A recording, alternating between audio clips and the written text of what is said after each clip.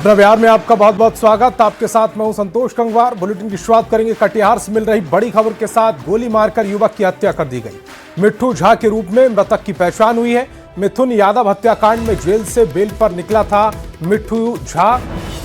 घटनास्थल से कारतूस और पिस्टल बरामद है।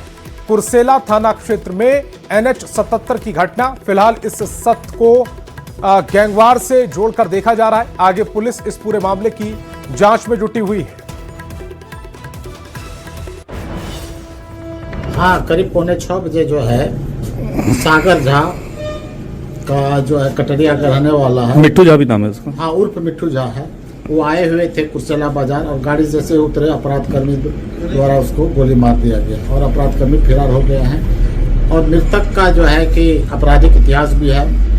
हम लोग कटरिया से आए थे। उसी गाड़ी में थे आप भी?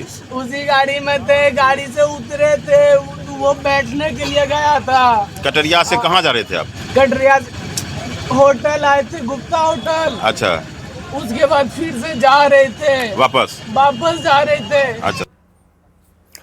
और पटना से बड़ी खबर है। 15 वर्षीय किशोर की हत्या मामले से जुड़ी ये बड़ी खबर। गला दबाकर हत्या की गई। खटाल में शव मिला। फुलवारी शरीफ के कुरकुरी का ये पूरा मामला। एक अपराधी को पुलिस ने गिरफ्तार किया है। डीएसपी ने इस पूरे मामले की जानकारी दी। पटना से बड़ी खबर। तस्वीरें भी समय आपकी टेलीविजन स्क्रीन पर। 15 साल का ये किशोर था जिसकी हत्या की गई। गला दबाकर हत्या कर दी गई है। खटाल में ये शव मिला। फुलवारी शरीफ के कुरकुरी का ये पूरा मामला। एक अपराधी को पुलिस ने गिरफ्तार किया। डीएसपी ने इस पूरे मामले की जानकारी दी। को यह सूचना प्राप्त हुआ कि कुरकुरी मांझी टोला के रहने वाले गोलू कुमार की हत्या गला घोटकर कर दी गई है। पुलिस ने त्वरित कार्रवाई करते हुए हत्या कारित करने वाले अनीश कुमार को गिरफ्तार किया और घटनास्थल से मृतक का मोबाइल तथा हत्या करने वाले का जैकेट जब्त किया। और भागलपुर से बड़ी खबर मिल रही है। बीजेपी नेता को चाकू मारकर घायल कर दिया गया। छेड़खानी का विरोध करने पर हमला हुआ। बीजेपी नेता साहिल कुमार पर यह हमला किया गया। घायल का अस्पताल में इलाज जारी है। मोजाहिदपुर थाना क्षेत्र का यह पूरा मामला। पुलिस पूरे मामले की जांच में जुटी है। तस्वीर भी इस समय आपकी टेलीविजन स्क्रीन पर। था हमारे घर के बगल में जंगली जंक्शन होटल है। तो हमारा बेटी उटी बाल बच्चा भतीजी उतीजी हमारा बेटा सब भी गया तो वहाँ प्रोग्राम देखने के लिए। वहाँ प्रोग्राम जैसे घुसा मतलब प्रोग्राम देखने के लिए वो लोग कुछ वो समाज का लड़का सब तो जरलाई का रहने वाला है। उसका चेहरा तुम सबको चिनते हैं लेकिन नाम से नहीं जानते हैं। वो अचानक आया, एकदम नशा में था, दाएं दाएं दोनों भतीजा को मार बैठा। साथी के साथ में या उनके कहने के प्रेमान के साथ में पार्टी में गए हुए थे। इसी वजह से जरलाई गाँव का कुछ लोग हुंडबाजी की थी। इसी बात से दोनों पक्ष में रात में कुछ बातें हुई थी जिसमें लोग आपस में लोग सर टाल लिए थे। और उसी घटना को लेकर आज आपस में दोबारा मारपीट की है। और मुंगेर में रास्ता न मिलने की वजह से एक महिला का शव 3 दिनों तक घर में ही पड़ा रहा। परिवार ने प्रशासन से गुहार लगाई लेकिन कहीं सुनवाई नहीं हुई। आखिरकार मीडिया ने खबर चलाने के बाद रास्ता साफ कर हो सका है। हमरा घर में सास मरी गेल छे, निकासी नहीं दे रहल छे। केना हमरा लाश उठेबै, केना जैते। जमीन पर पड़े इस शव को देखिए। पिछले 3 दिनों से ये शव ऐसे ही पड़ा था और घर वाले इस सोच में पड़े थे कि शव का अंतिम संस्कार कैसे करें, क्योंकि घर के बाहर जाने का कोई रास्ता नहीं था। घर वालों का आरोप है कि कुछ दिनों से दबंगों ने आने जाने वाले रास्ते को कटीले तार से घेर दिया। अकेला व्यक्ति तो किसी तरह किनारे से निकल जाए, लेकिन 4 कंधों पर शव रखकर कैसे ले जाएं? परेशानी 3 रात 3 दिन संजा से बाल बच्चा भूखल रहता है। खाना पीना नहीं निकले की जगह है, कैसे निकले। तस्वीरें मुंगेर के बरियारपुर थाना क्षेत्र के रघुनाथपुर भेलवा गांव की है। रास्ता खाली कराने के लिए घर वालों ने मुखिया से लेकर थाना, सीओ से लेकर एसडीओ तक गुहार लगाई, लेकिन कहीं सुनवाई नहीं हुई। देखते ही देखते 3 दिन बीत गए। सिंगल किसी तरह तार और कटैया तार छड़ा पूरा के घुस जाते हैं, घर से बाहर हो जाते हैं, लेकिन बॉडी निकालने के लिए तो 4 आदमी चाहिए। आखिरकार खबर मीडिया तक पहुंची तो अधिकारी एक्टिव हुए और स्थानीय प्रशासन की नींद खुली। बरियारपुर थाने की पुलिस मौके पर पहुंची और तार हटवाए, जिससे शव ले जाने का रास्ता बन सका। बता दें कि नदी में कटाव की वजह से विस्थापित होकर करीब 20 से 25 साल से ये परिवार यहाँ रह रहा है। पहले आने जाने की दिक्कत नहीं थी, लेकिन अब कुछ लोगों ने रास्ता बंद कर दिया है। सवाल है कि कोई किसी का रास्ता कैसे रोक सकता है? किसी को शव ले जाने से कोई कैसे रोक सकता है?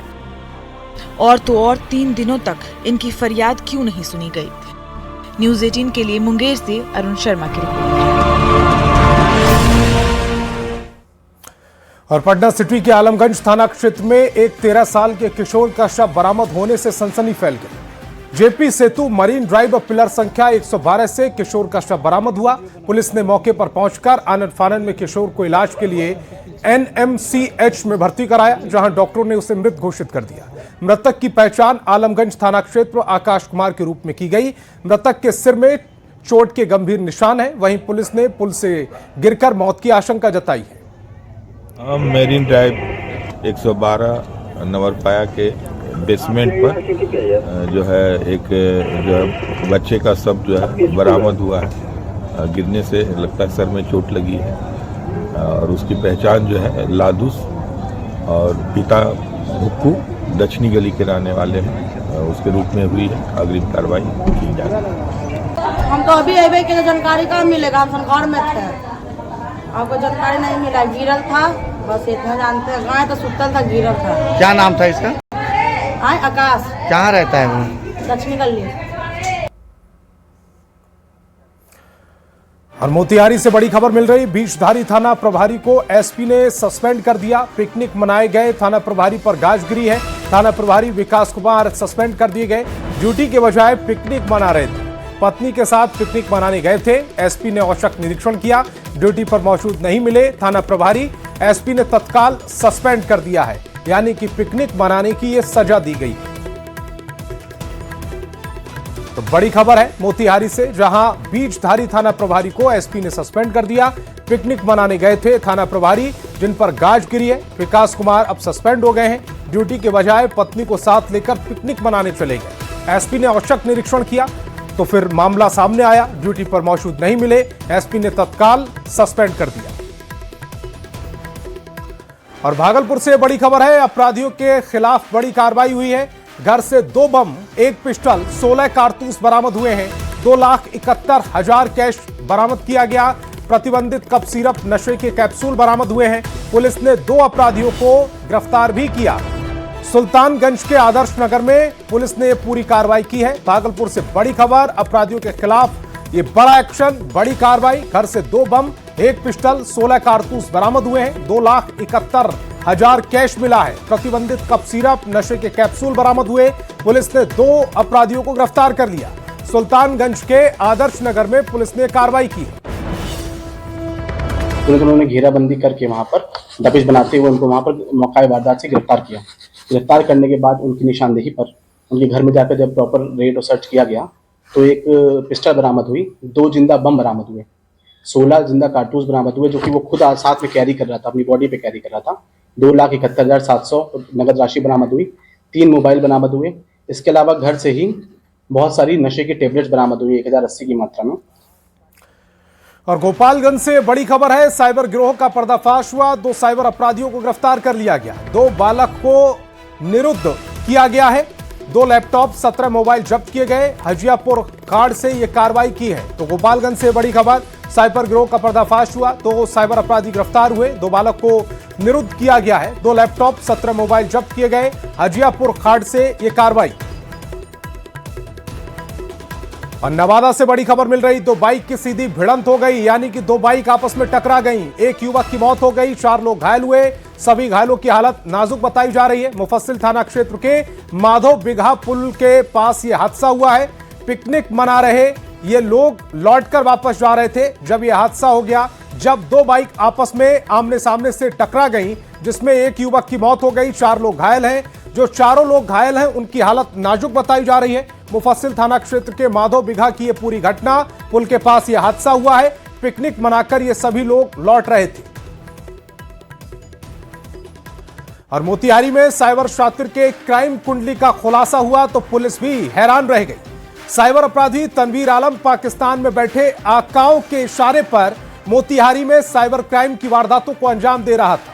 तनवीर के मोबाइल में पाकिस्तानी खाते का स्कैनर भी मिला है। खास रिपोर्ट दिखाते हैं।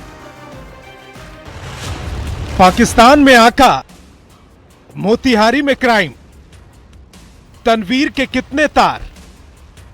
जिस शातिर को आप पुलिस के शिकंजे में देख रहे हैं, ये कोई साधारण अपराधी नहीं, बेहद शातिर है। साइबर अपराध की दुनिया में इसने ऐसी धमक बनाई कि इसके कनेक्शन पाकिस्तान तक हैं।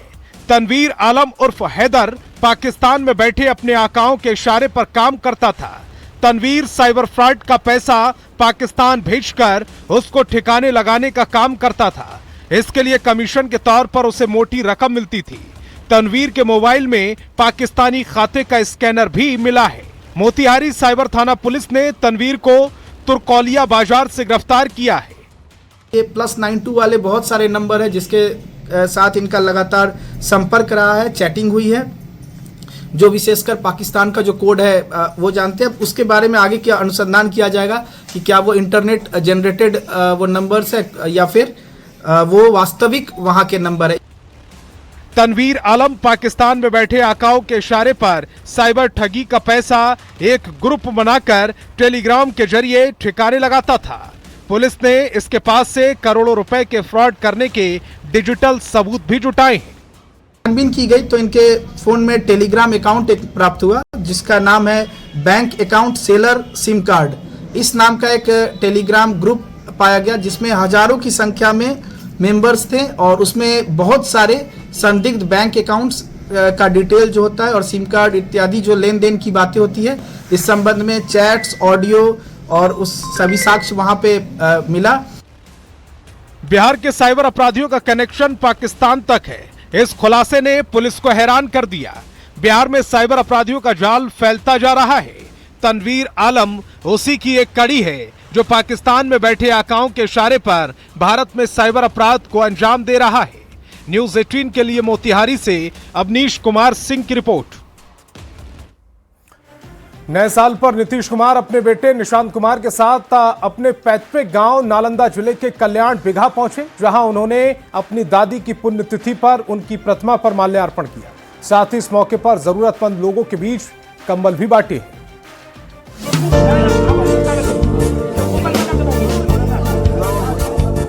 साल का पहला दिन मुख्यमंत्री नीतीश कुमार बेटे निशांत कुमार के साथ अपने पैतृक गांव नालंदा के कल्याण बिघा पहुंचे।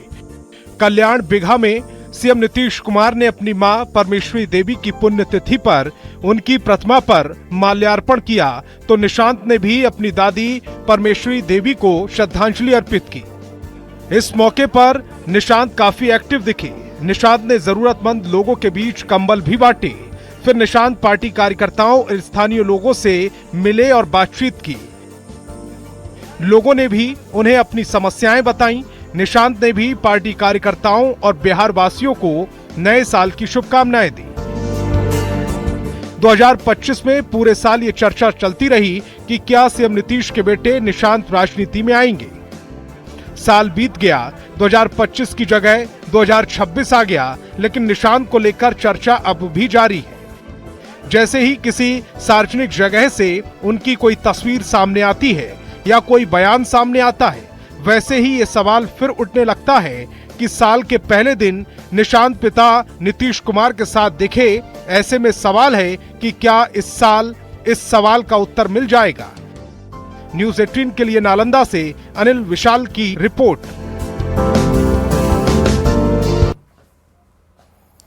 और परिवार से निकाले जाने के बाद तेज प्रताप यादव पहली बार 10 सर्कुलर रोड पहुंचे और राबड़ी देवी को केक कटवाकर जन्मदिन की बधाई दी। मुलाकात के बाद तेज प्रताप ने भावुक पोस्ट लिखा है।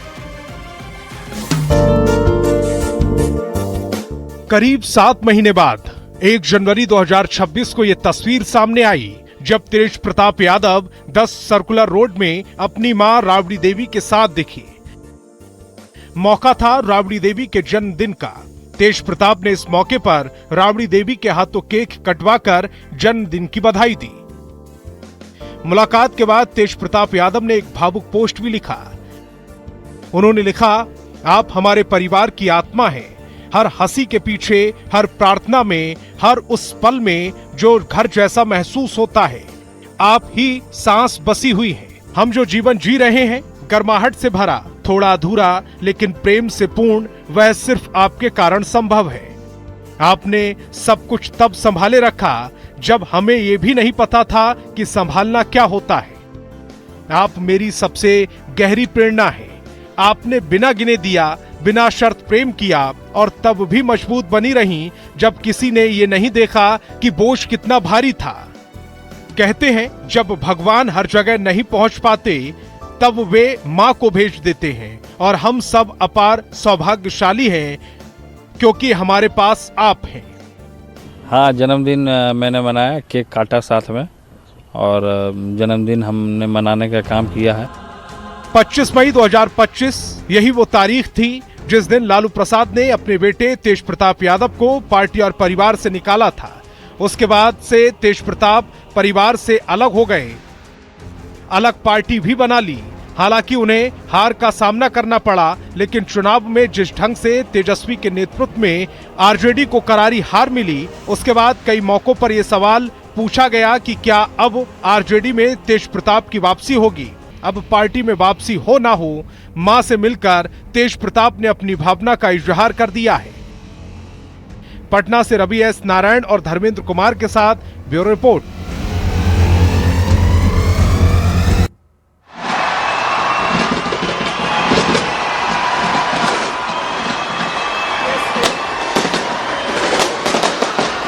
और नए साल को लेकर देश भर में उत्साह का माहौल है। ऐसे में बेतिया में नए साल पर पिकनिक के लिए पर्यटन स्थल गुलजार है। पिकनिक स्पॉट पर बड़ी संख्या में लोग पहुंचे और नए साल का जश्न मनाया।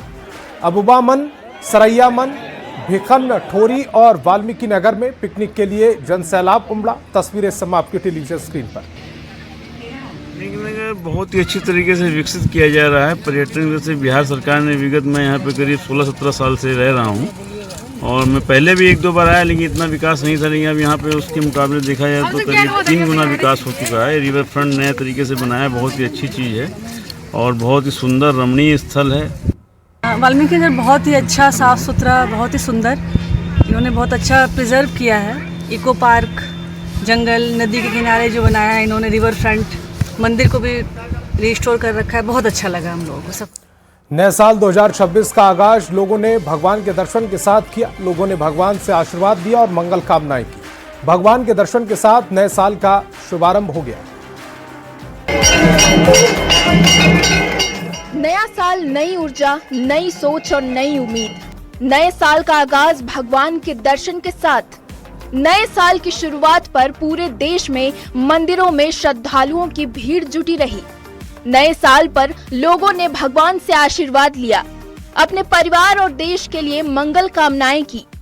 उज्जैन में महाकाल मंदिर, काशी विश्वनाथ, वृंदावन के बांके बिहारी मंदिर, दिल्ली के प्राचीन हनुमान मंदिर, पटना में महावीर मंदिर, जयपुर के गोविंद देव जी मंदिर, ओडिशा के जगन्नाथपुरी, सभी मंदिरों में लोगों ने भगवान से नए साल शुभ हो इसकी प्रार्थना की। ये तस्वीरें हैं पटना के प्रसिद्ध महावीर मंदिर की, जहां सुबह 4 बजे से लोग हनुमान जी के दर्शन के लिए कतार में लग गए। महावीर मंदिर जय श्री राम के नारों से गूंज उठा। पटना के पटन देवी मंदिर में भी ऐसा ही माहौल दिखा। भक्तों ने माता का आशीर्वाद लेकर नए साल की शुरुआत की। नए साल में लोगों ने सबसे पहले भगवान को याद किया। के लिए अभी तो लोगों में जागृति आई है। अब लोग माँ के स्थान में, चाहे देवी देवता के स्थान में माथा टेक कर अपना कार्यक्रम पूरा करते हैं और हम यही लोगों से कहते हैं, नव वर्ष की हार्दिक शुभकामना देते हैं। भक्तों का, पूरे बिहार का कल्याण हो। नए साल के पहले दिन बिहार के प्रमुख शक्तिपीठ थावे दुर्गा मंदिर में श्रद्धालुओं की भीड़ उमड़ पड़ी। मां थावे वाली का दर्शन कर श्रद्धालुओं ने नए साल के पहले दिन की शुरुआत की। मंदिर प्रशासन की ओर से विशेष आरती कर नए साल पर सुख समृद्धि की कामना की गई। पटना सिटी के तख्त श्री हरमंदिर जी पटना साहिब में श्रद्धालुओं की भारी भीड़ दिखी। श्रद्धालु पूरी आस्था और विश्वास के साथ दशमेश पिता गुरु गोविंद सिंह जी महाराज के दरबार में मत्था टेक कर अपने और अपने परिवार के लिए मंगल कामनाएं की। हर मंदिर के विशेष दीवान में अखंड भजन कीर्तन का आयोजन किया गया और बहुत अच्छा लगा हमें यहाँ पे। आज के दिन क्या कहना चाहते हैं? आज के दिन नया साल है, बहुत अच्छा साल, और इसी साल में हम यहाँ दर्शन पाके हम धन्य हो गए। ये तस्वीरें हैं दरभंगा की, जहां मिथिलांचल की प्रसिद्ध मां श्यामा मंदिर में हजारों की संख्या में श्रद्धालुओं ने मां श्यामा का दर्शन कर नए साल पर आशीर्वाद लिया। श्रद्धालुओं ने मां से नए वर्ष में सुख, समृद्धि और सफलता का आशीर्वाद मांगा। मान्यता है कि श्यामा माई के दरबार में मन से मांगी गई मन्नतें पूरी होती हैं। हम लोग श्यामा जी के दर्शन करने आए हैं। हम श्यामा जी से मनोकामना करते हैं कि हमारे पूरे परिवार को सुखी रखे, अच्छे से रखे और मेरा कैंपस प्लेसमेंट हो जाए। और यहाँ के जो राजा थे महाराजा धीरेश्वर रामेश्वर सिंह, उनकी ये चिता पर बना है। फिर भी यहाँ की इतनी प्रधानता है, यहाँ जो लोग आते हैं खाली हाथ नहीं जाते हैं। पटना के इस्कॉन मंदिर में भक्तों की भारी भीड़ नजर आई। नए साल पर भक्तों ने श्री कृष्ण लल्ला का दर्शन कर आशीर्वाद मांगा। भक्तों का उत्साह इस्कॉन मंदिर में देखते ही बन रहा था। भगवान के दर्शन के साथ नए साल का शुभारंभ हो गया। नए साल की शुरुआत प्रभु के आशीर्वाद के साथ शुरू हुई। Bureau report, news 18। तो इस बुलेटिन में फिलहाल इतना ही। आप देखते रहिए न्यूज़ 18 बिहार शहर।